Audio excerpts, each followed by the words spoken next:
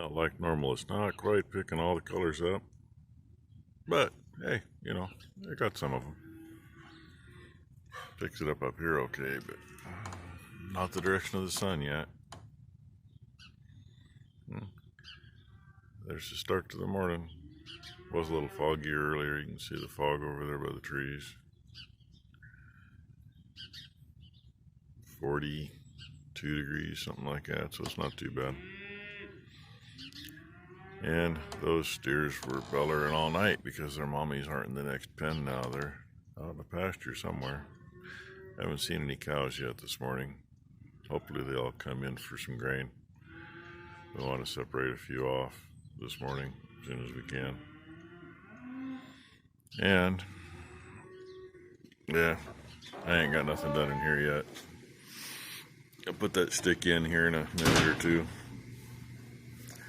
And something I did when I slid it on there before I painted it, I had it spaced up off of here. I just had some lock washers just used for spacers, and then I played with it, moved it up and down. And after Josh said something about changing it might make a difference, cut a 1-inch, just a piece of black pipe sitting there. That helped get things lined up anyway. I only got a short distance. I get my thumb out of the way and point up. That's just over the thickness of the clamp. But being this is here, I can hold the clamp down tight on it and get it squared up good before it tightens. And that seemed to make a difference. So that's what I'm going to do. And I don't know if I showed the hole yesterday after opening it up. It better clear. I took full length toward the seat out, and I only took part of it out to the right because there's not much reason to take it all out because it only goes forward since that's where reverse is. So I'm going to get something going. Here, run into issues right off the bat. The stick is on about the same position it was, but it's hitting. And my clevis there was loose. So I got it tightened. It's in the wrong frickin' spot. It's clocked around that way too far, so I got to loosen it and bring it back a little. And it really doesn't take any movement at all and screws it up. Kind of transfers the H pattern into a leaning pattern, so it hits at both ends, of course. But I'm giving that a minute. I got one more screw to put up here. I'm using self-drilling to go in. If I can get my finger in there. I use these for everything, and most things I leave the washers on because the squish of that washer holds enough tension that they don't back out later. The only place I take the washers off is if I'm using them for a ground screw. So we'll have this that far here in a minute. And then I'm going to finish underneath, I think. I just wanted to get this piece out of the way. Well, I've played with it, played with it, played with it, played with it. It just barely rubbed going in, but once it's here, it's got plenty of movement. Right up until we see how the torque works. And, you know, I can't make it bang, but it probably will. Right there's the only thing, and it's hitting on the frame underneath the cab. And I think I'm just going to let it hit, because if it can go much farther, my finger just fits right there. Just barely. And the air cleaner can, so. But I'm good with it right there for driving. Because really, I mean, I can't turn sideways in this seat with the armrests on it, so that's never going to hit me. So, I'm going to call that done, finally. You always move stuff with the skid steer. Maybe because we cram things in. So, I take you along for the ride, but I got to use both hands. We haven't got a lot done yet today. she's greasing on those. I got a bug flying in my face. Our neighbor that lives back behind the hayfield up there, he stopped by. Spent a couple hours BSing with him.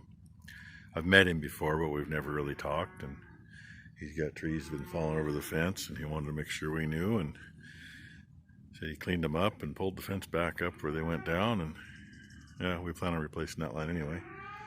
So when that happens, he's going to take a bunch of trees out. In the meantime, this old New Holland spreader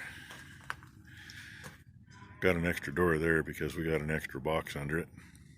It's got a worm gear drive off of a New Holland feed wagon to run the draper chain, but we couldn't use the shaft that was on it and make it work. So when we did it, we cut the shaft off, put a sprocket on it, and it sprocket drives the original draper shaft. The ratchet system has all been removed because it self-destructed after, well, the 10th time it self-destructed, it disappeared, put it that way. That spreader got new chains in it, I don't know, 10 years ago. It was old and wore out when we got it. We just keep patching her up and going.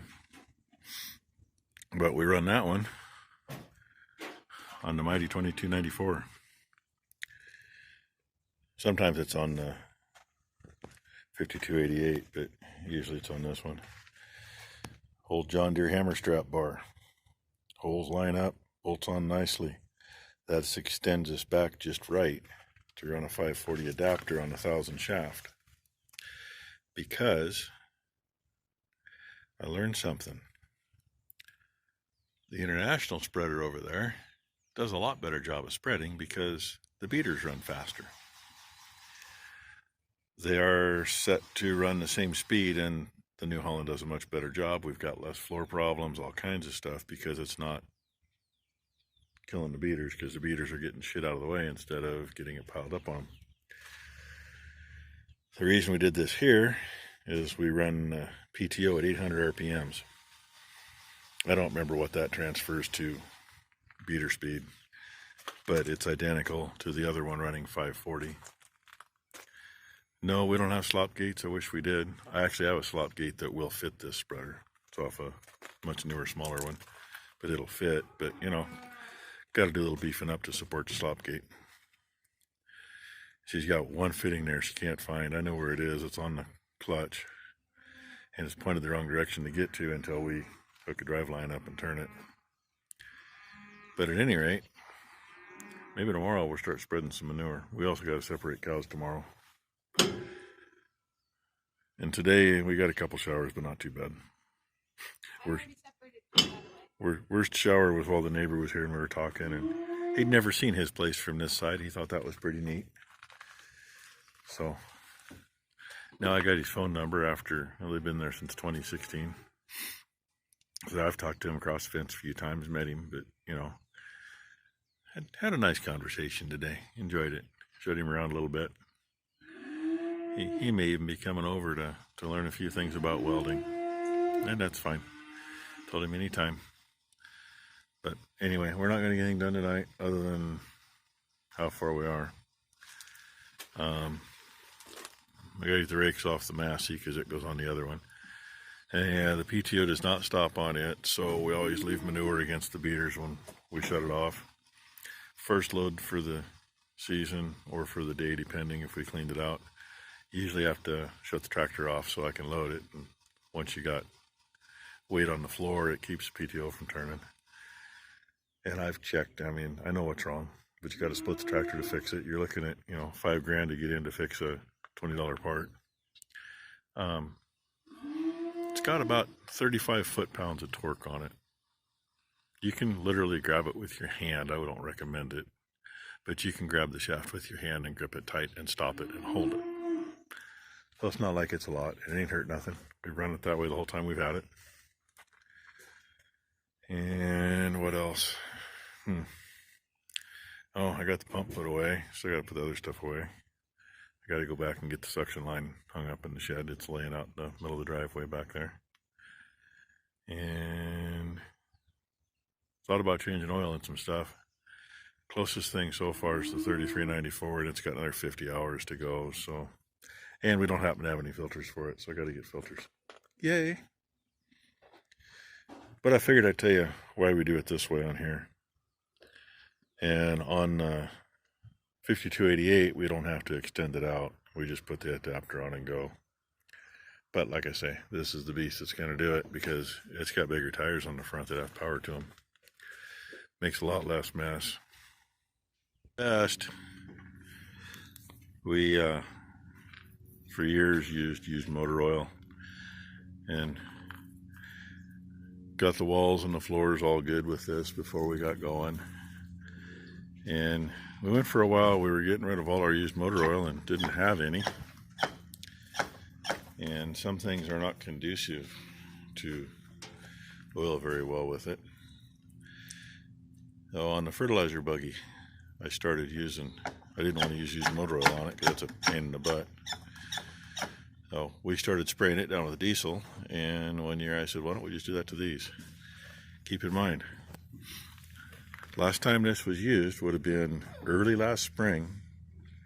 We cleaned the calf barn and transferred it from here back to the manure storage is all it did. It doesn't look like it's been sitting outside, does it? It has sat outside the whole time since then. Most of the rain last spring it was outside. All summer with no rain it was outside. And it's always outside. And that's what it looks like before we even touch it. So she's spraying it all down now. That'll help protect it while it's getting full of manure. And when we're done and everything gets pressure washed, it'll get sprayed down again.